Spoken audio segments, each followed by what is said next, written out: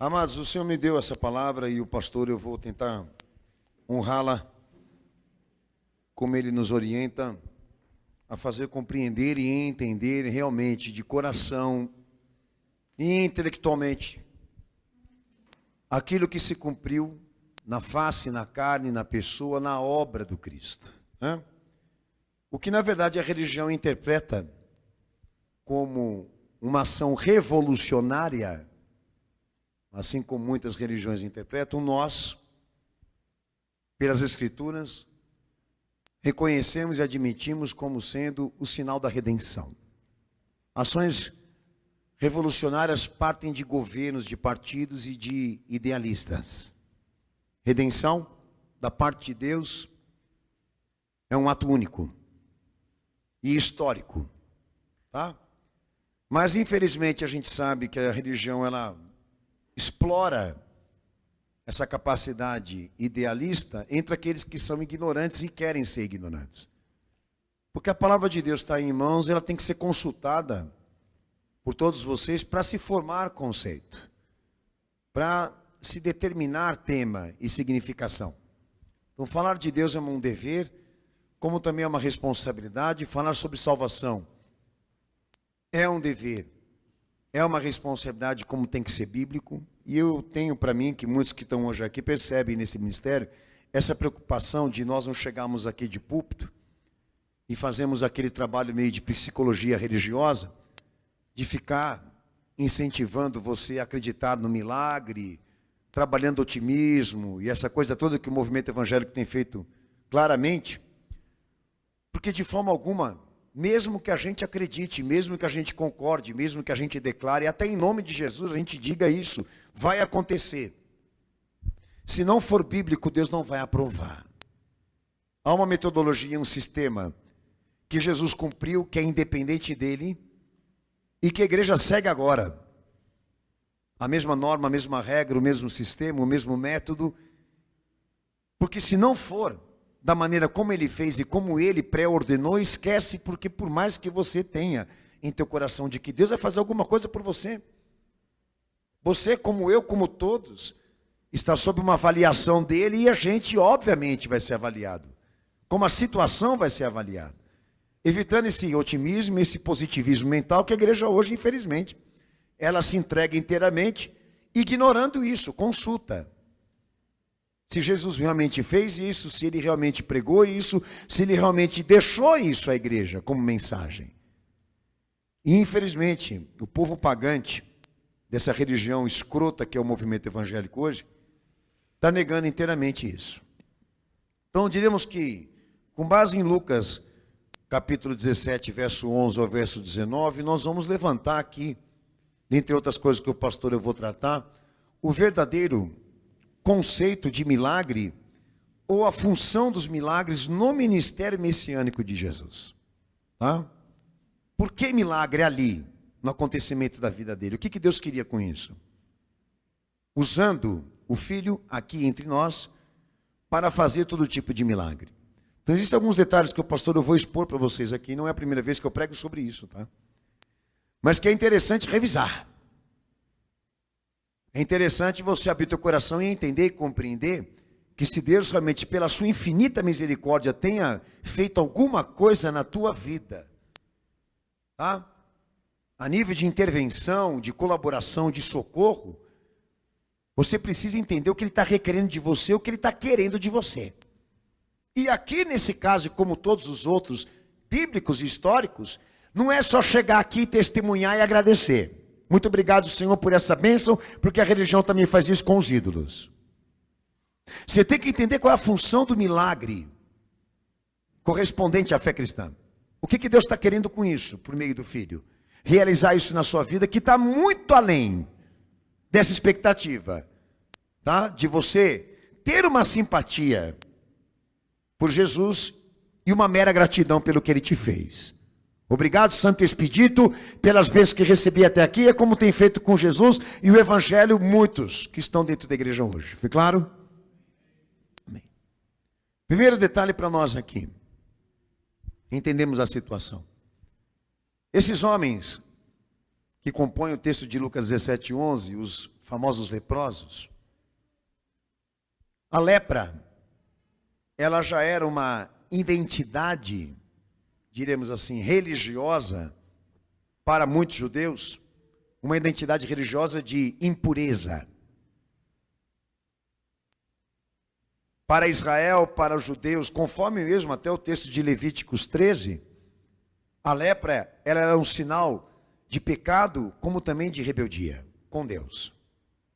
Então, para muitos judeus, todo tipo de leproso representava religiosamente isso.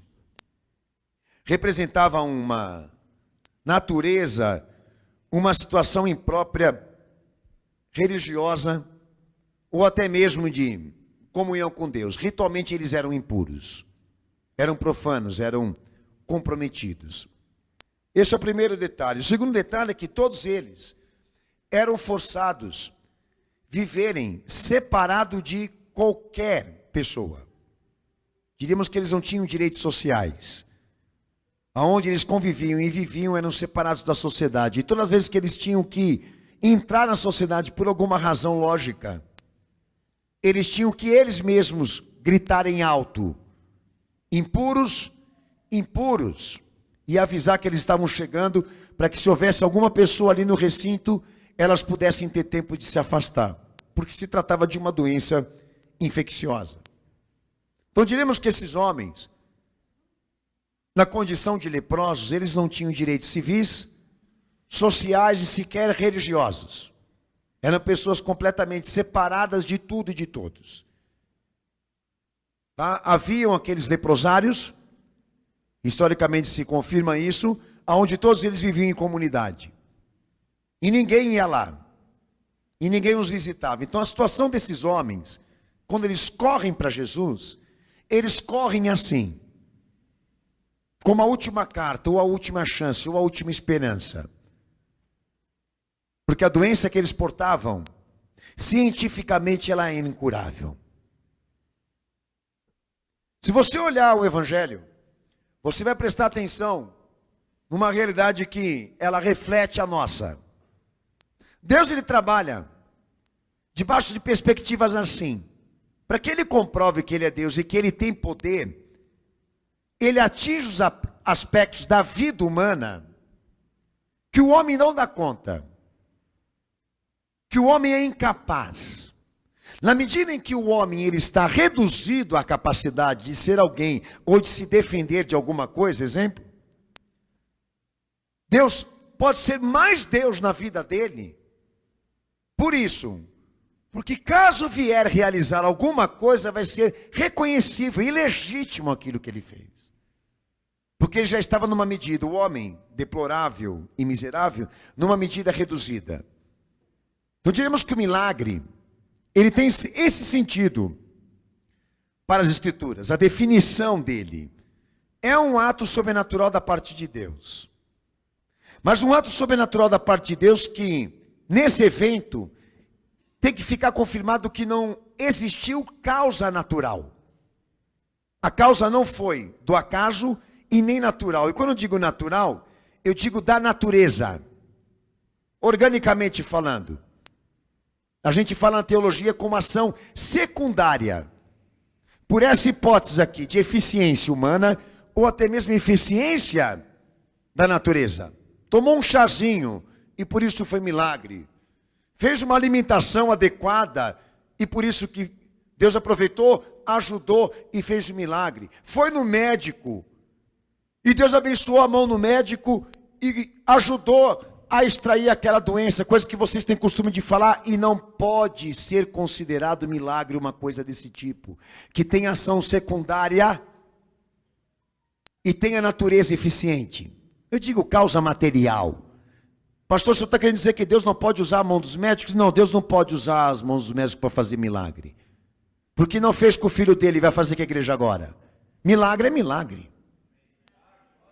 Quando nós falamos de milagre, nós falamos de uma ação sobrenatural. Mais do que natural. Acima do natural. Então, para Deus comprovar milagre, não pode ter interferência nem representatividade humana. Não pode ter eficiência humana. Então, não se enganem. Deus não cura por remédio, Deus não cura por bisturi, Deus não cura por médico, Deus não cura por ciência. Até porque a ciência é oposta à fé. Em todos os sentidos. Começando pelas suas orientações filosóficas. Porque evangelho é revelação. Fui claro? Ah, Senhor, então isso quer dizer, então, pastor, que eu não tenho que ir no médico. Eu não estou querendo dizer que você não tem que ir no médico. Estou querendo dizer que se Deus te der graça de você sair dessa, pode agradecer. Mas não fala que foi milagre. Ele te deu a graça. Milagre é outra coisa.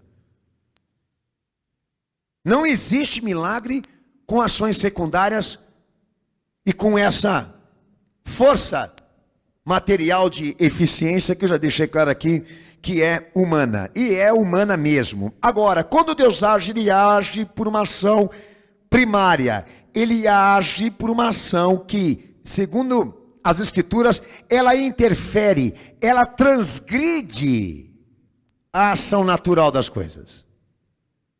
Eu quero dizer que se Ele curar, se Ele fizer um milagre, se Ele operar naquela situação, Ele vai deixar claro que aquilo era uma coisa impossível para ser do acaso ou para ser uma invenção. Por isso se torna inaceitável aos homens, inexplicável aos homens, desconhecido pelos homens, porque o milagre de Deus não se explica, se vive.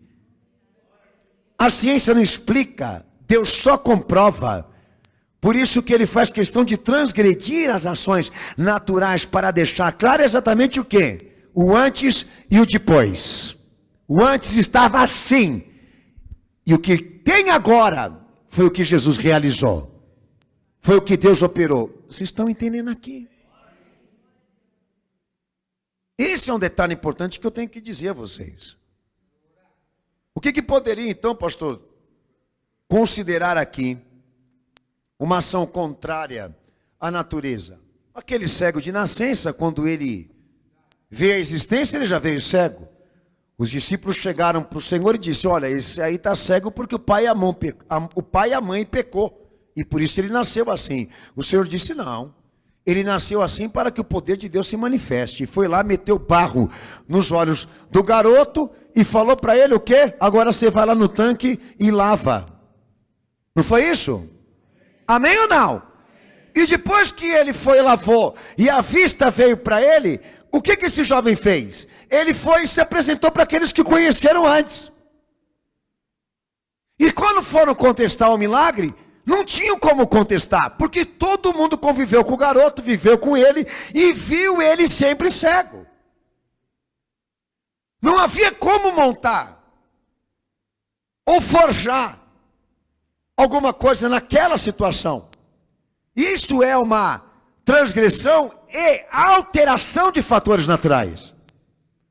E Deus trabalha ali na linha da incapacidade humana, das limitações humanas e até mesmo as mais orgânicas.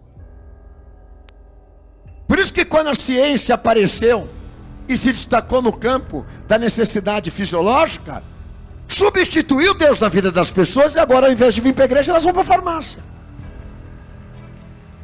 Ao invés de vir aos pés de Cristo, procurar, por intermédio dele, uma tentativa de experiência, de reconstrução, eles têm quem os represente, com bisturis, com ciência, com sabedoria, concursada e orientações filosóficas.